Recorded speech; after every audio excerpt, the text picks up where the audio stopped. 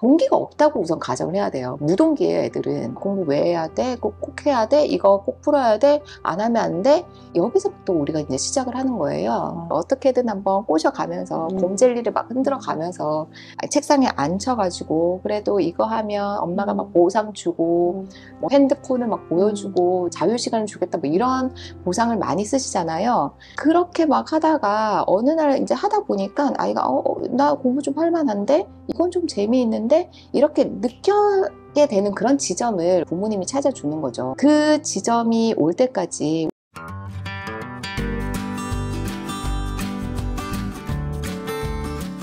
은 아닐 거예요. 이 사회 안에서 온전하게 잘 성장한 그 하나의 역할을, 제 역할을 잘할 수 있는 그런 어른으로 내가 키워야 되겠다. 이런 마음을 모두가 이제 가지고 계신 거예요. 그런 부모님들은.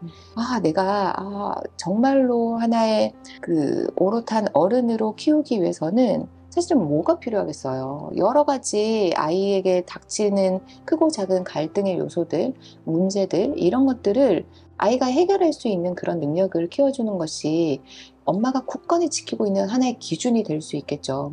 그런 여러 가지 실패 요소들을 엄마가 방패처럼 다 막아버릴 것인가. 이런 것들은 고민해 볼 필요가 있는 거죠.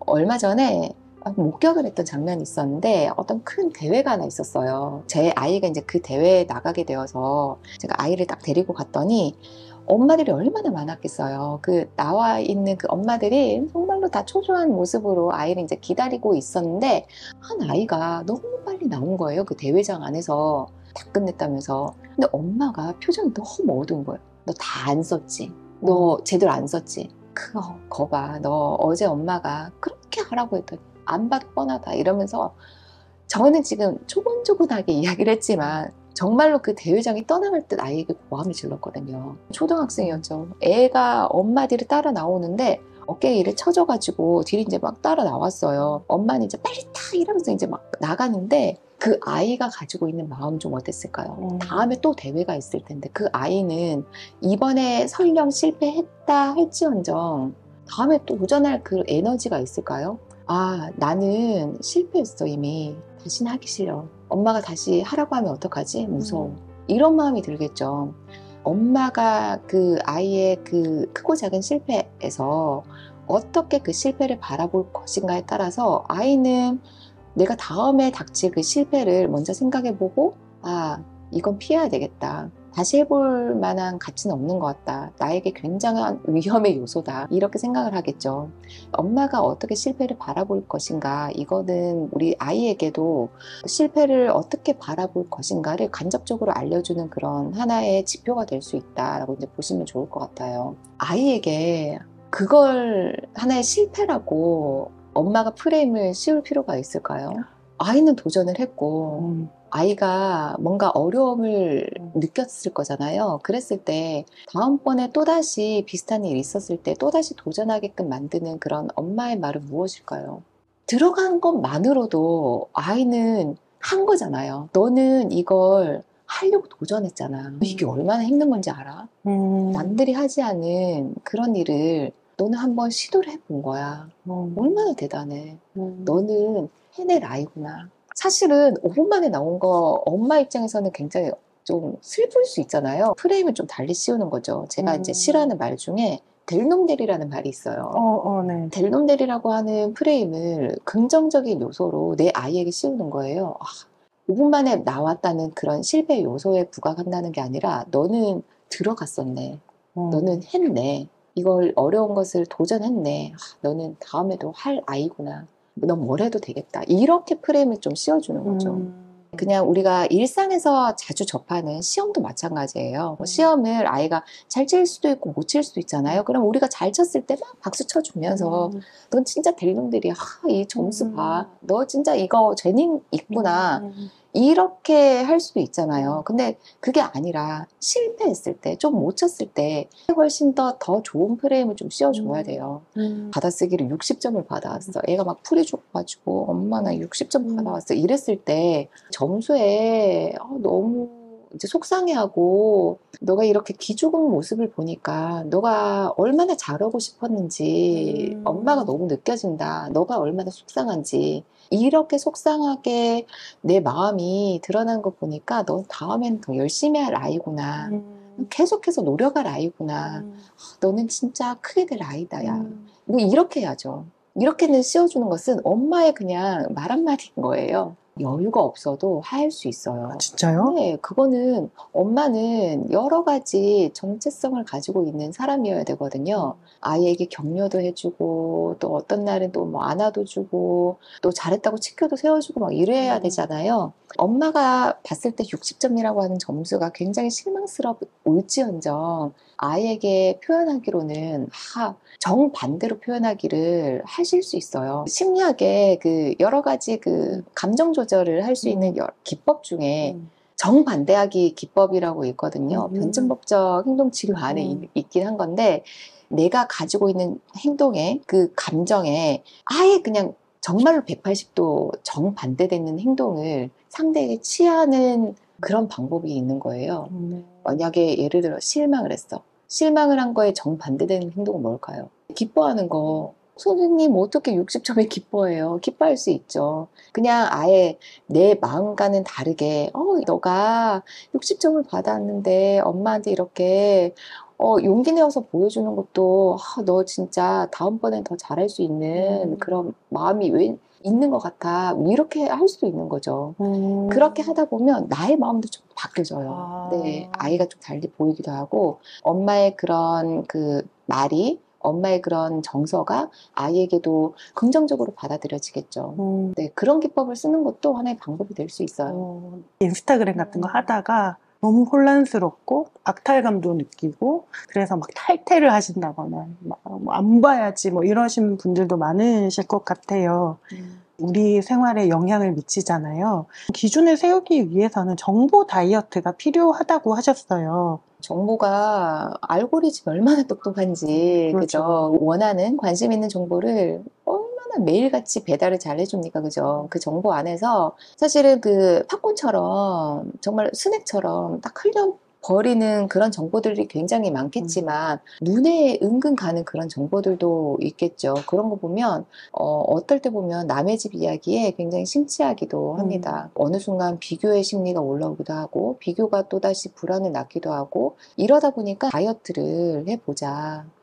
오롯이 나에게 다 득이 되는 정보는 아닐 수도 있다라고 이제 이야기를 하고 있는 거고요. 그랬을 때 다이어트를 할 수 있는 가장 그 첫 번째 요소는 그 정보를 봤을 때 약간의 찝찝함이 남는다. 내 아이가 부족하게 보인다. 뭔가 기분 나쁜 부정적인 감정이 드는 것은 굳이 내가 봐야 될까? 이렇게 한번 고민을 해봐야 되는 거죠.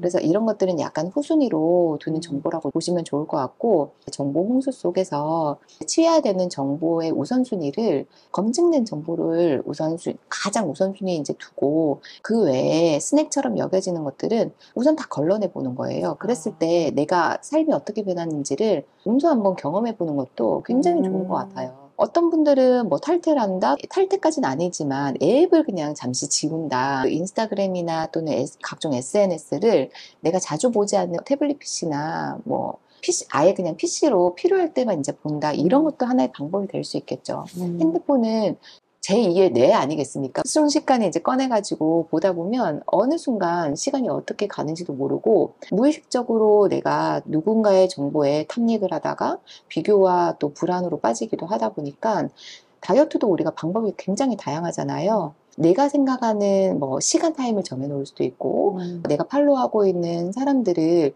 필터를 좀 걸러보면서 양질의 정보를 주는 분들만 사실은 남겨놓는 방법도 있겠죠. SNS를 정보를 탐닉하는 그런 하나의 수단으로 여기지 않는 방법도 있을 것이고요.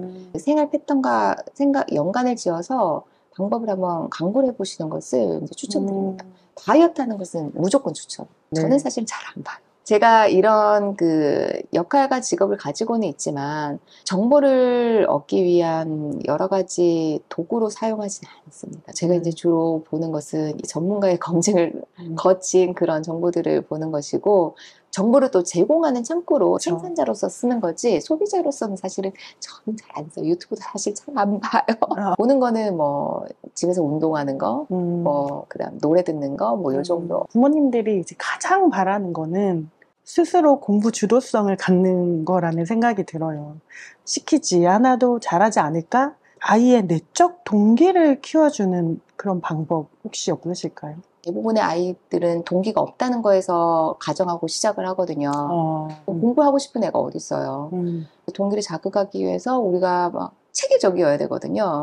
동기가 없다고 우선 가정을 해야 돼요. 무동기예요, 애들은. 공부 왜 해야 돼? 꼭 해야 돼? 이거 꼭 풀어야 돼? 안 하면 안 돼? 여기서부터 우리가 이제 시작을 하는 거예요. 어떻게든 한번 꼬셔가면서 곰젤리를 막 흔들어 가면서 책상에 앉혀가지고 그래도 이거 하면 엄마가 막 보상 주고 뭐 핸드폰을 막 보여주고 자유시간을 주겠다 뭐 이런 보상을 많이 쓰시잖아요. 그렇게 막 하다가 어느 날 이제 하다 보니까 아이가 나 공부 좀 할 만한데 이건 좀 재미있는데 이렇게 느껴게 되는 그런 지점을 부모님이 찾아주는 거죠. 그 지점이 올 때까지 우리 부모님들이 수많은 본인만의 방법으로 아이를 이제 꼬셔가면서 이제 공부를 해 오고 있는 과정이 보통의 초등식이에요, 초등식이.